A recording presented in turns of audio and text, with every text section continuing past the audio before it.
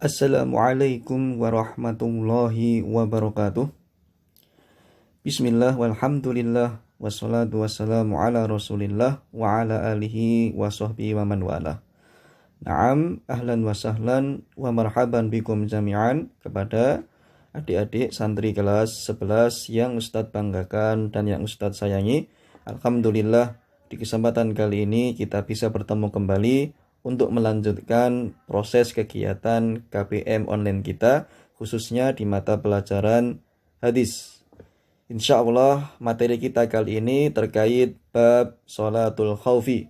Apa itu sholat al-khawf? Sholat khawf artinya sholat yang dilaksanakan ketika menghadapi musuh dalam peperangan.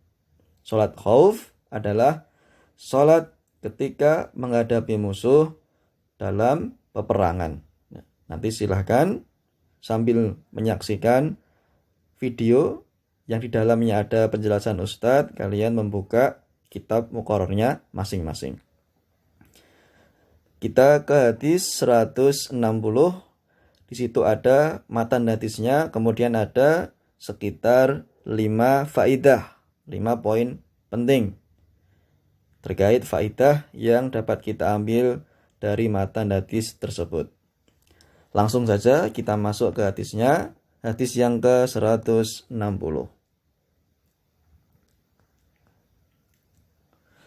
An Abdullah bin Umar bin al-Khattab radhiyallahu anhuma qala shalla bina Rasulullah sallallahu alaihi wasallam salatal khawfi fi ba'di ayyamihi faqamat ta'ifatun ma'ahu wa ta'ifatun bi'iza'il aduwi fasalla billadhina ma'ahu rak'atan thumma dhahabu wa ja'al akharuna fasalla bihim rak'atan wa qadat at-ta'ifatani rak'atan. Nukarrir, kita ulang. An Abdullah ibn Umar bin al-Khattab radhiyallahu anhuma qala shalla bina Rasulullah sallallahu alaihi wasallam salatal khawfi fi ba'di ayyamihi faqamat ta'ifatun ma'ahu wa ta'ifatun bi'iza'il aduwi fasalla billadhina ma'ahu rak'atan thumma dhahabu wa ja'al akharuna fasalla bihim rak'atan wa qadat at-ta'ifatani rak'atan.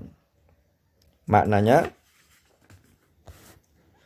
dari Abdullah bin Umar bin Khattab radhiyallahu anhu, dia berkata, shalla bina Rasulullah sallallahu alaihi wasallam salatal khawfi fi ba'di ayyamihi, bahwasannya Rasulullah sallallahu alaihi wasallam salat khauf bersama kami beberapa hari.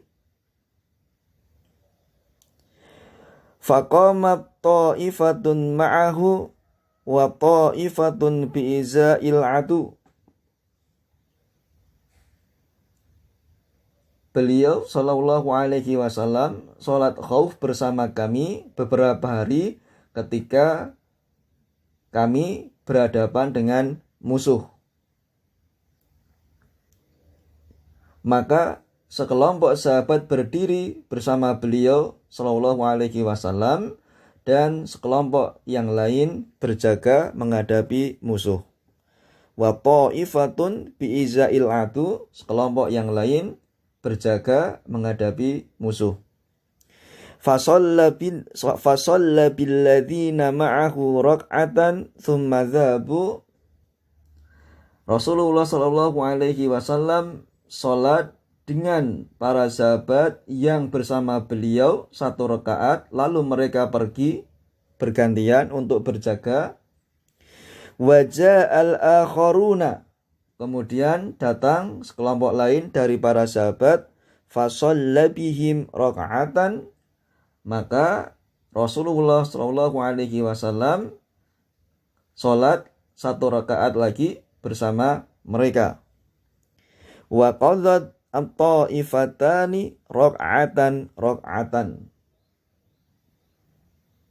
Setelah itu masing-masing kelompok dari para sahabat menyelesaikan sholatnya satu rakaat. Jadi di sini seolah-olah Rasulullah memiliki dua makmum yang berbeda.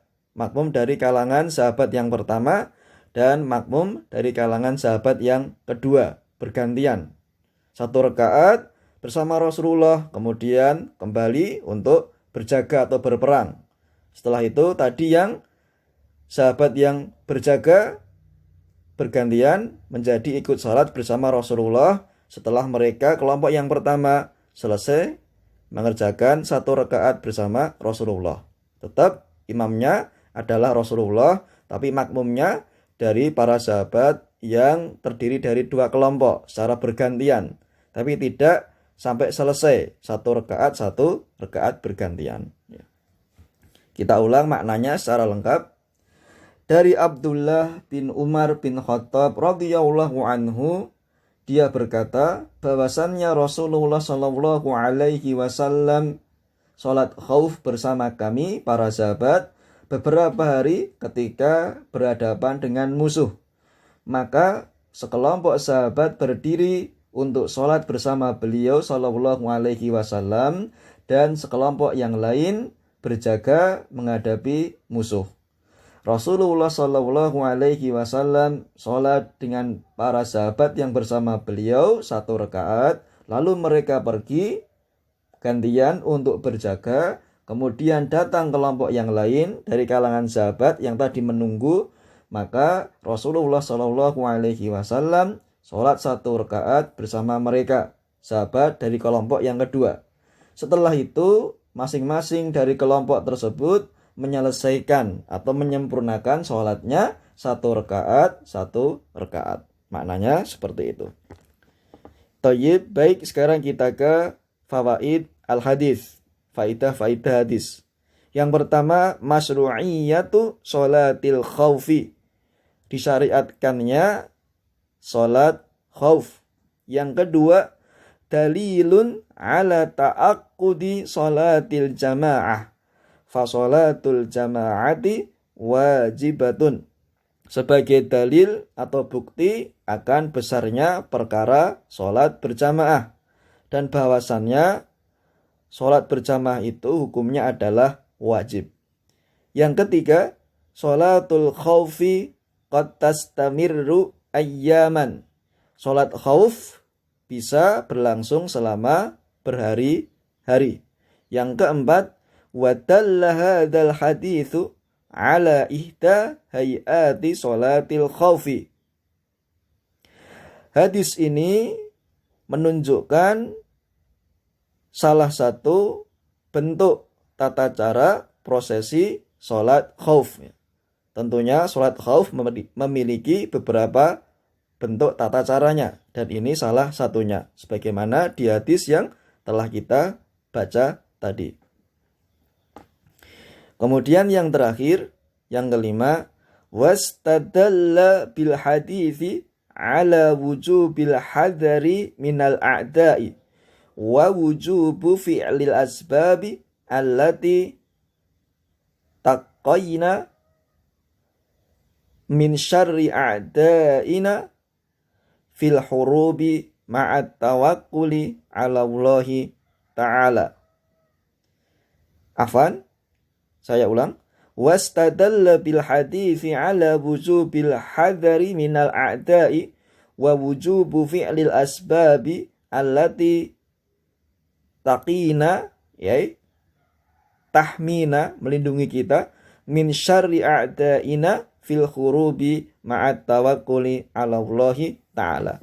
Maknanya, hadis tersebut dapat dijadikan sebagai dalil untuk agar kita senantiasa waspada dan memiliki sikap berhati-hati terhadap musuh-musuh kita.